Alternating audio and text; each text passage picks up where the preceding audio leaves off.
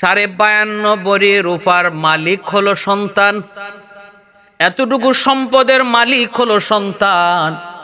এই সন্তানের উপরে তখন কোরবানি ওয়াজিব। 1 বৎসর পরিমাণ সম্পদ তার হাতে থাকা লাগবে না, 1 বৎসর সময় তার হাতে থাকা লাগবে না। 1 বৎসর সময় এই পরিমাণ সম্পদ হাতে থাকতে হয় যাকাত ফরজ হওয়ার জন্য, কোরবানির জন্য।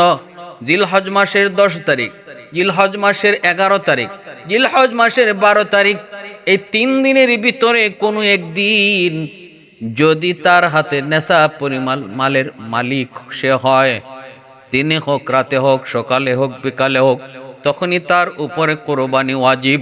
এবং কোরবানি তার পক্ষ থেকে দিতে হবে। সন্তান যদি বলে আমার আব্বার পক্ষ থেকে আমি দিয়া দিলাম, আমার নামে দিলাম না, তাহলে তার ওয়াজিব আদায় হবে না, বরং যার উপরে কোরবানি ওয়াজিব তার নামে দেওয়া লাগবে, তার পক্ষ থেকে হওয়া লাগবে।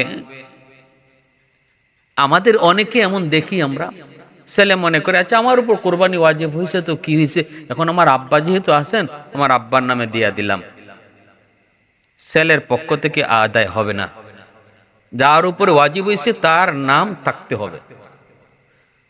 এর পরে যদি সে 7 নামের মধ্যে আরো 5 নাম 2 নাম সে অন্য কাউকে দেয় তাহলে সেটা ভিন্ন কথা, কিন্তু যার উপরে ওয়াজিব তার নাম থাকতে হবে, 7 নামের ভিতরে কোনো একটা নাম যার উপরে ওয়াজিব তার নাম থাকতে হবে।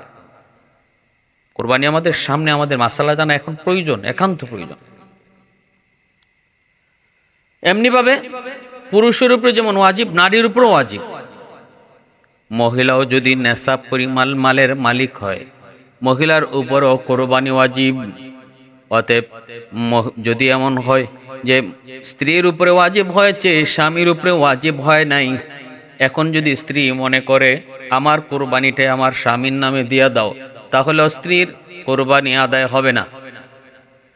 যার উপরে ওয়াজিব তার নাম থাকতে হবে, তারপরে আপনি অন্য না কারো নাম দেন, তবে কোরবানি সহি।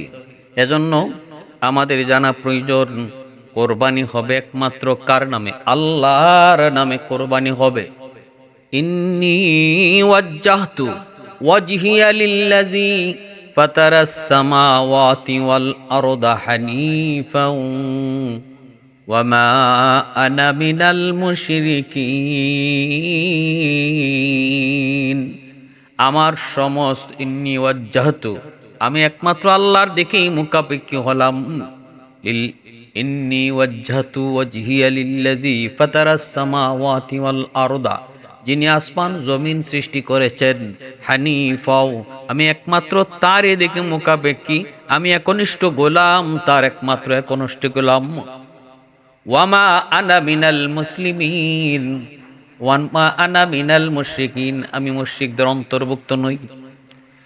তাহলে কোরবানি সহি হওয়ার জন্য আমরা প্রথম মাসালাটা জানলাম, যার উপরে ওয়াজিব তার নাম থাকতে হবে। 2 নম্বর হলো শরীক যারা হবে, শরীক যারা হবে, শরীকের ভিতরে 7 নাম শরীক থাকবে। 7 নামের বাহিরে যদি শরীক নেওয়া হয় তাহলে তার নাম, তার কোরবানি হবে না। 7 নামের বাহিরে যার নাম নেওয়া হবে তার কোরবানি হবে না। এখন আসুন আরেকটা জরুরি মাসালা, কোরবানি করার সময় আমরা যে কোরবানির চামড়া যারা সিলায়, গোশত যারা কাটে,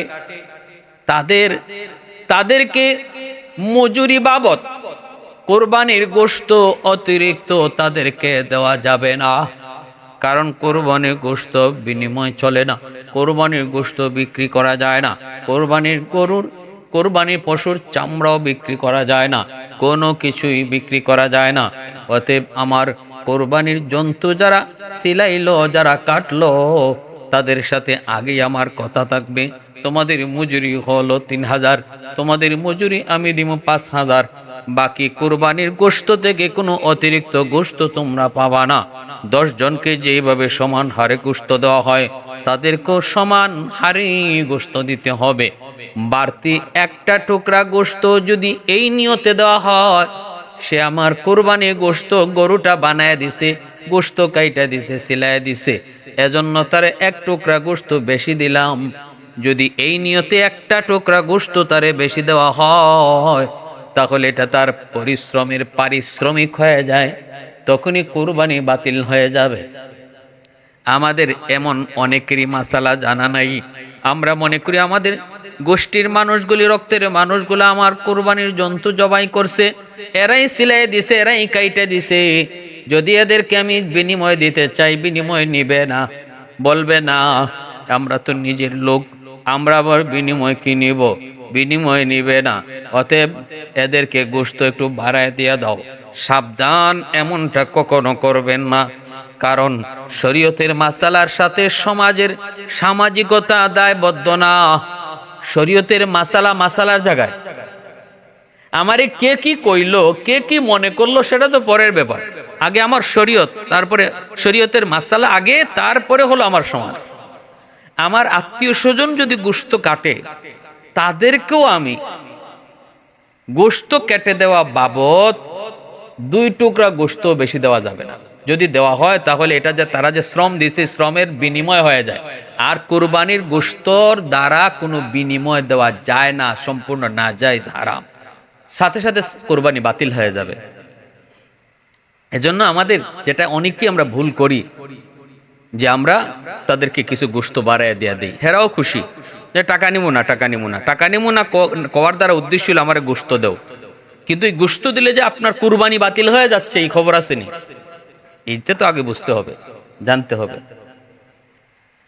এজন্য আমি বলতেছি, ভালো করে মনে রাখবেন, কোরবানি সামাজিক কোনো অনুষ্ঠান নয়, এটা গোশত খাওয়ার কোনো অনুষ্ঠান নয়, এটা বহুত বড় একটা ইবাদত। যদি সহি তরিকায়, সহি নিয়তে, আল্লাহকে খুশি করার নিয়তে কোরবানি করি, এই কুরবানির জন্তুর রক্তের ফোঁটা মাটিতে পড়ার আগে আগে কোরবানি যে করলো তার জীবনের গুনাহ আল্লাহ মাফ করে দেয়। এই সাধারণ কোন ইবাদত নয়। আরেকটা কুসংস্কার আছে, হিন্দুয়ানি প্রথা। কোরবানির জন্তু রক্তটা যেখানে লাগে, ওই রক্তটাতে অনেকে পা ভিজায়, হাত ভিজায়, পা ভিজায়, হাত ভিজায়, রক্ত লাগায় পায়ে, রক্ত লাগায় হাতে। এটা হিন্দুয়ানি কুসংস্কার। যারা বলি দেয়, ফাটা বলি দেয় হিন্দুরা, ওই ফাটা বলি যারা দেয়, এরা এই রক্তরে হাতে পায়ে লাগায়, এটারে এরা বরকত মনে করে, এদের ধর্ম অনুযায়ী এটারে এরা এদের কল্যাণকর জিনিস মনে করে। কিন্তু ইসলামী শরীয়ত বলে রক্ত হারাম, রক্ত নাপাক। এই নাপাক রক্ত হাতে লাগাইয়া, নাপাক জিনিস হাত পায়ে লাগাইয়া আপনার রোগ ভালো হবে, এটা পাইলেন কই? নাপাকের দ্বারা কখনো কোনো ফায়দা হতে পারে না। যদি এর ভিতরে ফায়দা থাকতো তাহলে শরীয়তকে হালাল করতো, এটাকে পাক বলতো। যে জিনিসের দ্বারা মানুষের ক্ষতি হয়, এটাকে আল্লাহ এবং শরীয়ত হারাম করেছে, নাপাক করেছে। অতএব রক্ত হাতে পায়ে লাগাইয়া রোগ ভালো হওয়া অথবা এর দ্বারা কোনো ফায়দা পাওয়ার যে চিন্তা চেতনা, এটা সম্পূর্ণ বিদআত, এটা কুসংস্কার, এটা ইসলামী রীতি নয়, এটা হিন্দুয়ানি রীতি, এটা হিন্দুয়ানি রীতি। সাবধান, এমনটা আমরা কখনো করব না। আমি যে আমার নাম বলছি, কোরবানি আমার পক্ষ থেকে 7 জনের নামে একটা পশু কোরবানি হলো। 2 বৎসরের কম যদি গরুর বয়স হয়, গরুর বয়স হয়, ভেড়া এরকম ভাবে মহিষের বয়স হয়, তাহলে এর দ্বারা কোরবানি হবে না। গরু মহিষের ক্ষেত্রে 2 বৎসর, আর ছাগল ভেড়ার ক্ষেত্রে 1 বৎসর।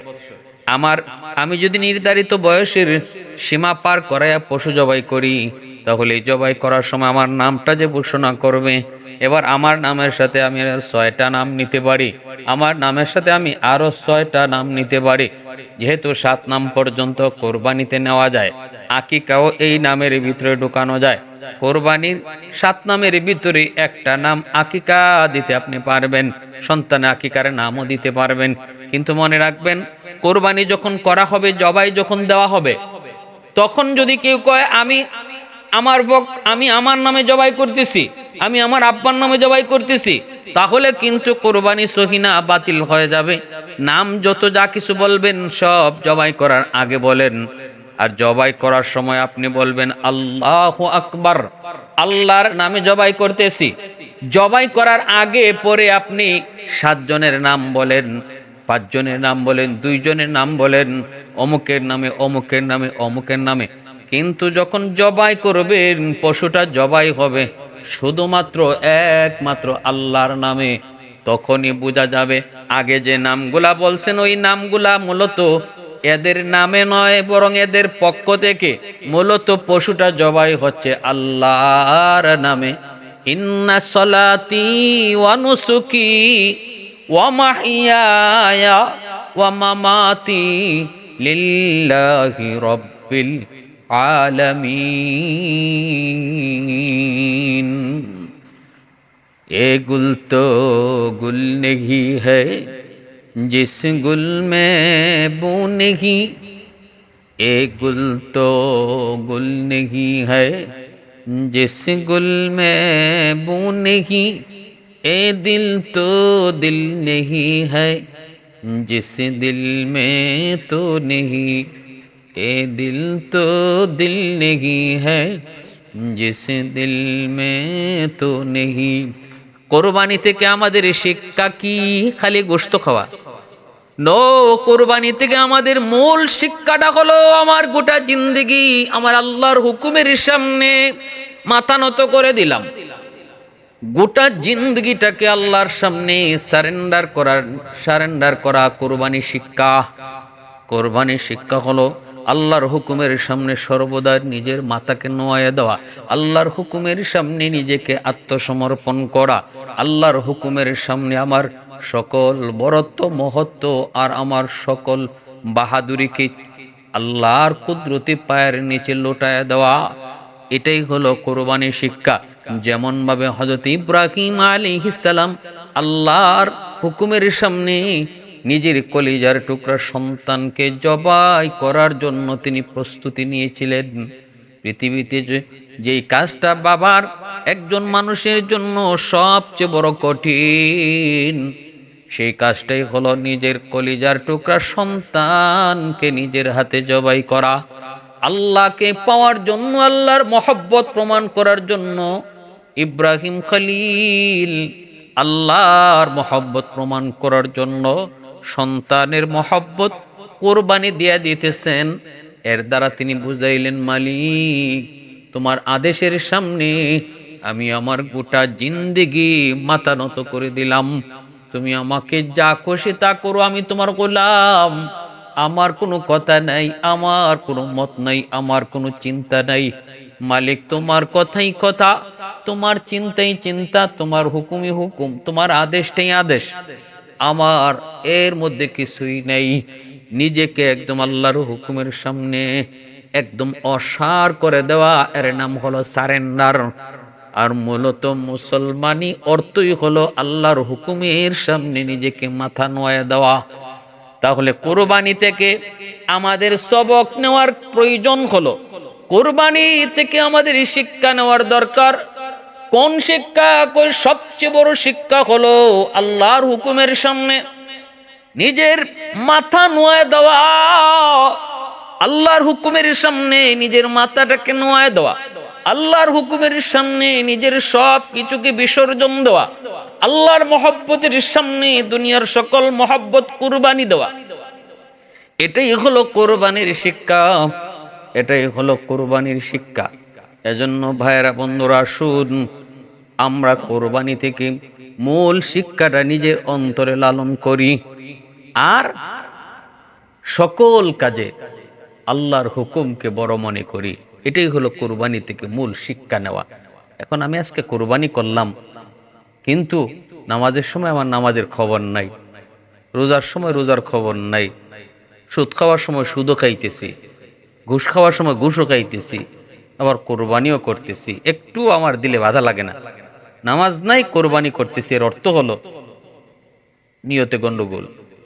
আপনি যদি ওই নিয়তে কোরবানি করে থাকেন, আল্লাহ আমি যে পশু জবাই করতেছি মূলত পশু জবাই করতেছি না, আমি আমার সকল চিন্তা চেতনা, আমার সকল বাহাদুরি, আমার সকল ফিকির, আমার সকল সিদ্ধান্তকে তোমার সিদ্ধান্তের সামনে কোরবানি দিতেছি, এই চিন্তা নিয়ে যে লোকটা কোরবানি দিবে সে তো নামাজের টাইমে নামাজ ছাইরা থাকতে পারে না, সেই লোক তো, এই লোক তো কখনো হারাম খাইতে পারে না, সে তো সুদের ব্যবসা করতে পারে না, এই লোক তো রমজান মাসে রোজা ছেড়ে থাকতে পারে না, তার সামনে তো সে তো কোরবানির সময় নিয়ত করে কোরবানি করছে। যদি যদি সে দেখা যায় তার গুনাহ তার এখনো আগের মতোই চলতেছে, আগের মতোই সে গুনায় লিপ্ত রয়েছে, বোঝা গেল কোরবানি, সে কোরবানির মহত্বই বুঝে নাই, কোরবানির মর্মই সে বুঝে নাই। কোরবানি তার ওইসে শুধু গোশত খাওয়ার জন্য, কোরবানি ওইসে শুধু মানুষকে দেখানোর জন্য। আর মনে রাখবেন যে মানুষটা মনে করবে, হায় আমি যদি কোরবানি না করি সমাজে মুখ দেখে মুখ এমন করিয়া মানুষে কইব, হায় রে ইরম মানুষ হইয়া ইরম টাকা পয়সার মালিক দেখিয়া সেও একটা কোরবানি দিল না, মানুষ আমার মন্দ কইব, এই নিয়তে কোরবানি দিলে কোরবানি কবুল হবে না। বোঝা গেল যে এই মানুষটা কোরবানির আগে ফরে নামাজ পড়ে না, কোরবানির ফরও নামাজ পড়ে না, তার কোরবানির সময় নিয়ত তার এটা ছিল না, সহি নিয়ত ছিল না, তার কোরবানির নিয়তের মধ্যে গন্ডগোল ছিল। এজন্য আমার ভাইরা নিয়ত সহি করি, আর এই কথা চিন্তা করি, এই অন্তরে লালন করি। ইব্রাহিম আল্লাহর সামনে কত বড় পরীক্ষা দিয়েছেন, আল্লাহ আমারে অত বড় পরীক্ষা থেকে রেহাই দিয়েছেন, আল্লাহ দয়া করে আমারে আজকে সন্তান জবাই করার হুকুম থেকে আল্লাহ আমাকে মুক্তি দিয়েছেন, একটা পশু জবাই করার দ্বারা আমার কোরবানি আল্লাহ কবুল করে নিতেছেন।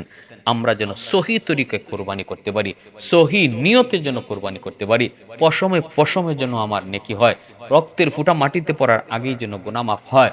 আর যদি কোরবানি ওয়াজিব হওয়ার পরেও কেউ কোরবানি না করে থাকে, তাহলে রসুল তার ব্যাপারে বহুত বড় ধমকি দিয়েছেন, ফালা ইয়াকরাবান্না মুসাল্লানা, সে যেন ঈদগাহে নামাজ পড়তে না আসে। অতএব এত বড় ধমকিও আছে, যার উপরে কোরবানি ওয়াজিব হইছে এরপরে কোরবানি করছে না।